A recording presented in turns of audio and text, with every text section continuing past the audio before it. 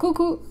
Cette vidéo est faite pour toi si tu as envie de dessiner et de progresser en dessin, mais que parfois tu manques d'inspiration pour trouver des idées ou de motivation pour t'y mettre. Mais également si tu te sens un petit peu seul dans ta pratique du dessin et que tu aimerais bien dessiner à plusieurs, et aussi si tu as l'impression parfois de stagner et de ne plus progresser. Pour remédier à tout ça, aujourd'hui on va parler des challenges de dessin et je vais t'expliquer qu'est-ce que c'est qu'un challenge, quelques exemples de challenge et surtout comment bien tirer parti d'un challenge pour progresser en dessin et continuer à s'amuser.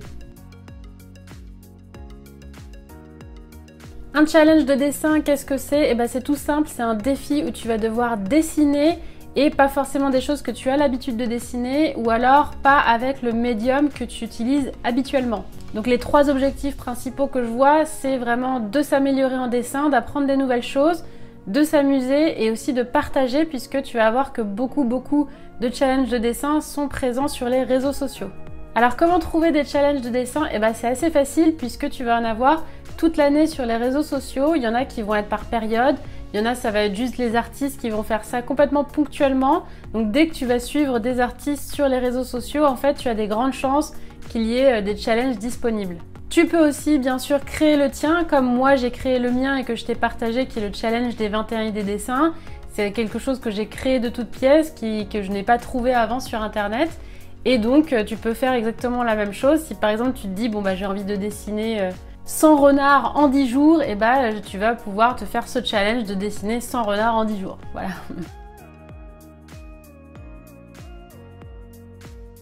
Quelques exemples de challenge dessin qui sont connus. Donc je pense que le plus connu de tous c'est Linktober. C'est un challenge dessin qui a lieu en octobre tous les ans. Et l'objectif c'est de dessiner avec de l'encre, n'importe quel type d'encre. Et en fait il va y avoir ce qui s'appelle un prompt, c'est-à-dire une liste d'idées que tu vas pouvoir suivre tous les jours pour te guider et te donner l'inspiration pour dessiner pendant un mois entier. Il va aussi y avoir le Mermaid qui est l'idée de dessiner des sirènes tout le mois de mai. Tu vas même avoir le Gnomevember, dessiner des gnomes en novembre. Ce qui est de plus en plus populaire, c'est les DIYs, c'est-à-dire les Do This in Your Style. C'est en général les artistes qui vont publier un de leurs dessins et te proposer de le dessiner dans ton propre style. Il y a aussi le 100 Head Challenge, donc c'est-à-dire dessiner 100 têtes en 10 jours. Il y en a plein d'autres comme ça que tu peux retrouver. Dis-moi dans les commentaires s'il y en a que tu connais et que j'ai pas cité. Mais voilà, tu as de quoi faire toute l'année. Le plus facile pour les trouver, ça reste quand même Instagram parce qu'il y a beaucoup de partage des dessins sur Instagram et tu vas pouvoir les trouver juste en mettant hashtag Inktober 2020 par exemple pour cette année. Je pense que je le ferai d'ailleurs. Ou hashtag n'importe quel autre challenge si tu veux les retrouver.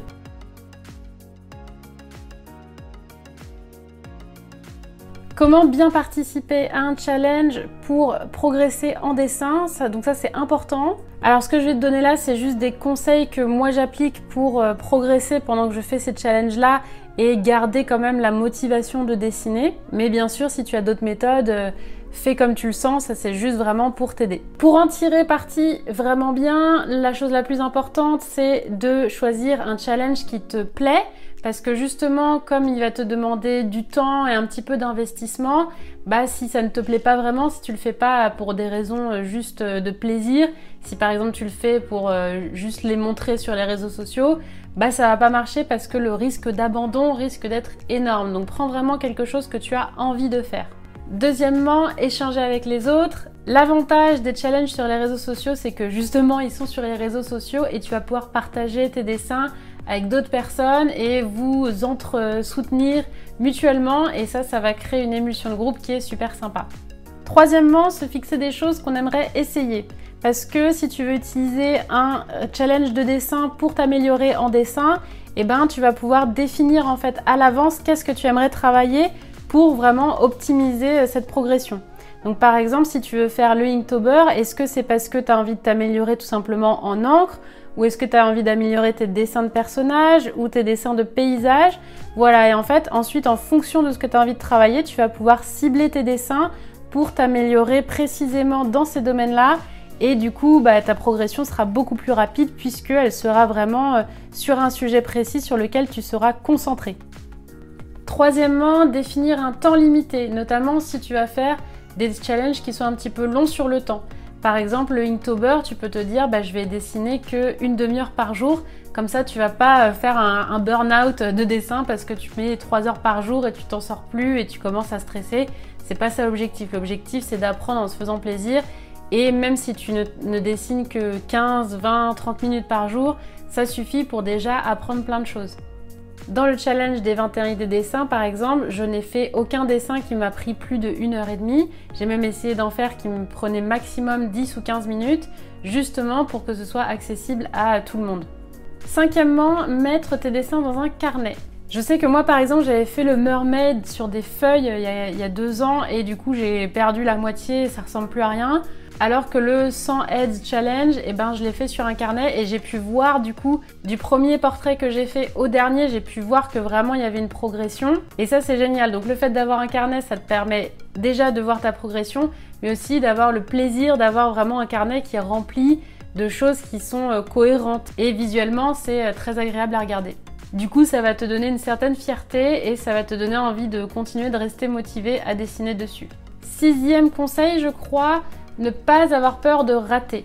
Parce que vu que c'est un challenge, c'est fait pour ça. C'est fait pour que tu expérimentes, c'est fait pour que du coup, tu rates complètement, c'est fait pour que tu apprennes des choses. Donc, je sais que ça peut être difficile parce que souvent, on voit dans les réseaux sociaux beaucoup d'artistes qui font des challenges Inktober magnifiques, des choses comme ça. Mais sache que c'est loin d'être la majorité des gens et que bien évidemment, beaucoup ratent. Et donc, si toi aussi tu rates, ne culpabilise pas, c'est normal et c'est fait pour ça. C'est pas fait pour faire des choses belles et qui soient toujours dans ta zone de confort.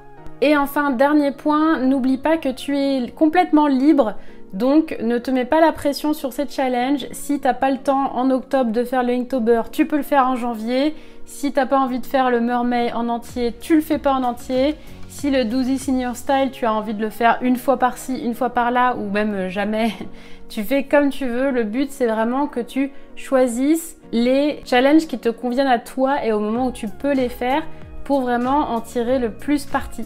Dis-moi dans les commentaires si toi, tu as déjà participé à un challenge ou si tu aimerais bien le faire. Mets un petit pouce bleu si tu as aimé cette vidéo. Si tu viens de nous rejoindre, je t'invite à t'abonner car je vais mettre plein de nouvelles vidéos, tutos, dessins, matériel, inspiration, motivation, etc. Et d'ici la prochaine vidéo, dessine bien!